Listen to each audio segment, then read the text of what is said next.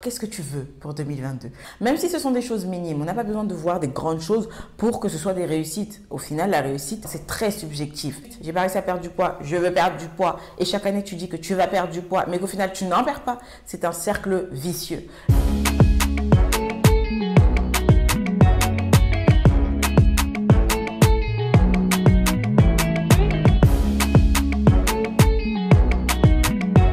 Hello mes ambitieux, j'espère que vous allez bien. Je suis juste trop contente de vous retrouver en 2022. J'espère que ton année démarre bien.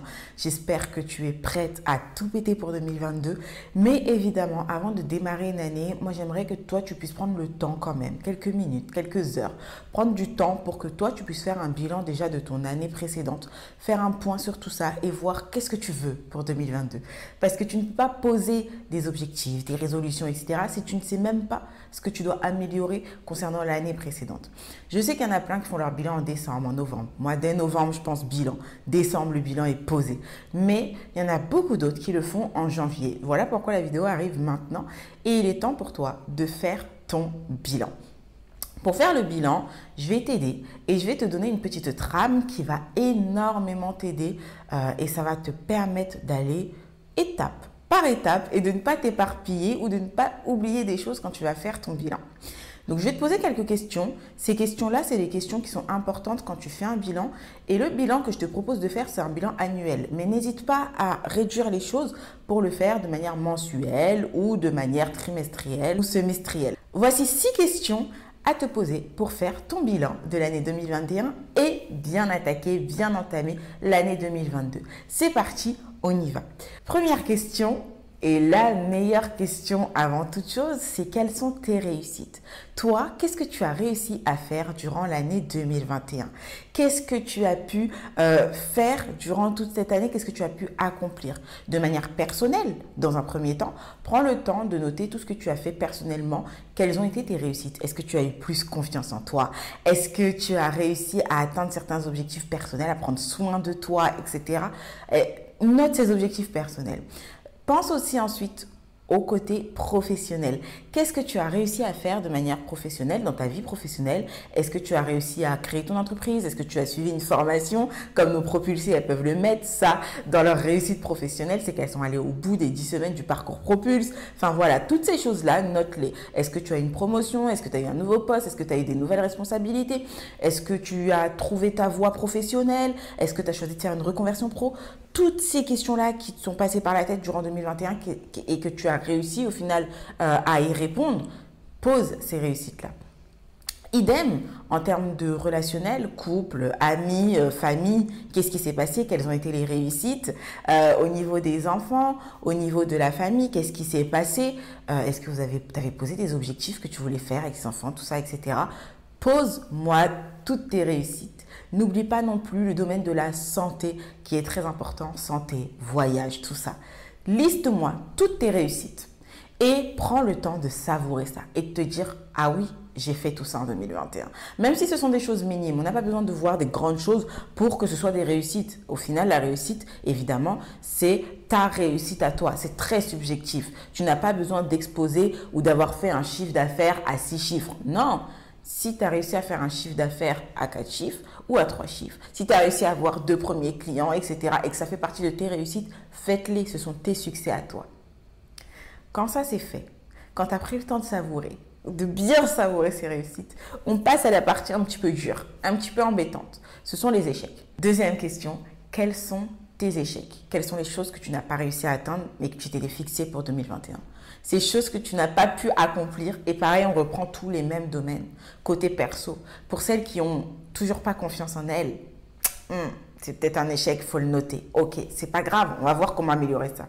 Pour celles qui ont, côté perso, qui n'ont pas réussi à prendre du temps pour elles, qui n'ont pas réussi à dire non, tout simplement, toutes ces choses-là. Pense à les noter. Ce sont tes échecs, mais il faut que tu les notes pour en prendre conscience et qu'ensuite tu poses des actions par la suite. Idem dans le côté pro, tu n'as pas réussi à avoir des clients, tu n'as pas réussi à lancer ton entreprise, tu n'as pas réussi à changer de poste, tu n'as pas réussi à avoir plus de responsabilités dans ton job. tout ça, où tu n'as pas réussi à trouver le métier de tes rêves, etc., où tu es encore perdu, note ces échecs-là. Et ainsi de suite pour la santé. Tu as voulu perdre du poids, tu n'as pas réussi, tu as voulu faire ceci, cela. Note-moi tout ça, tu as voulu faire des voyages, ça s'est pas fait, Covid, tout ça, pas d'argent, etc. Ok, pareil, n'hésite pas à nous mettre des chiffres. Tu voulais atteindre un certain niveau de revenu que tu n'as pas eu. Ok, on note, on note, on note et on pose ces échecs-là. Quand ça c'est fait, on va transformer ce mot échec et on va passer à la troisième question. Et donc, je vais te demander, qu'est-ce que ces échecs t'ont appris? Quelles leçons tu en as tirées? Pour ça, moi, je vais t'inviter à repasser sur chaque échec. Tous les échecs, un par un, à côté, mets une petite flèche ou en dessous. N'hésite pas à noter qu'est-ce que ça t'a appris. Qu'est-ce que ça t'a appris sur toi-même, sur ta personne? Tu as appris que peut-être que pour la perte de poids, tu avais besoin d'être accompagné sur ça. Tu as appris que peut-être sur l'entrepreneuriat, tu avais besoin d'être accompagné. C'est pas grave, tu le notes. C'est une leçon que tu as tirée. Que peut-être tu avais besoin d'avoir un binôme, peut-être tu avais besoin d'avoir un mentor. Tu as appris que dans ton job, peut-être au final, tu n'étais pas épanoui. Donc, c'est normal que tu n'as pas eu plus de responsabilités parce que, etc., etc. Note les leçons que tu en as tirées. C'est essentiel pour pouvoir passer à la suite et avancer dans sa vie et laisser le passé à sa place. Quand ça c'est fait, on passe à la quatrième question. Quatrième question, c'est qu'est-ce que tu aimerais améliorer dans ta vie? Qu'est-ce que tu aimerais améliorer pour 2022? Encore une fois, je t'invite à repasser sur tes échecs et tes leçons, à regarder qu'est-ce qui s'est passé. Et maintenant, pose des actions concrètes. Qu'est-ce que tu aimerais améliorer? Tu n'as pas réussi à perdre du poids. Ok, je reprends encore cet exemple-là parce qu'il est assez général. Tu n'as pas réussi à perdre du poids. Tu t'es rendu compte que tu avais besoin d'être accompagné sur ça, sur la perte de poids. Ok, maintenant, qu'est-ce que tu aimerais améliorer? Tu aimerais améliorer ton alimentation? Ok, dans ce cas-là, tu vas devoir aller chercher peut-être une diététicienne, une nutritionniste. Ok, tu aimerais plutôt améliorer le côté sportif. Dans ce cas-là, ce n'est pas la même chose que tu vas aller chercher comme accompagnement. Là, dans ce cas-là, tu vas aller plutôt chercher un coach sportif ou une bonne salle de sport ou un binôme, une amie qui veut faire du sport avec toi en 2022. Tu vois, là, tu ne vas pas chercher les mêmes choses dans tes améliorations. Tandis que si chaque année, tu te dis juste, j'ai pas réussi à perdre du poids, je veux perdre du poids, et chaque année, tu dis que tu vas perdre du poids, mais qu'au final, tu n'en perds pas, c'est un cercle vicieux. Là, on va aller poser le cercle vertueux, le cercle qui va te permettre d'aller atteindre tes objectifs et d'être bien dans ta life en fait, tout simplement.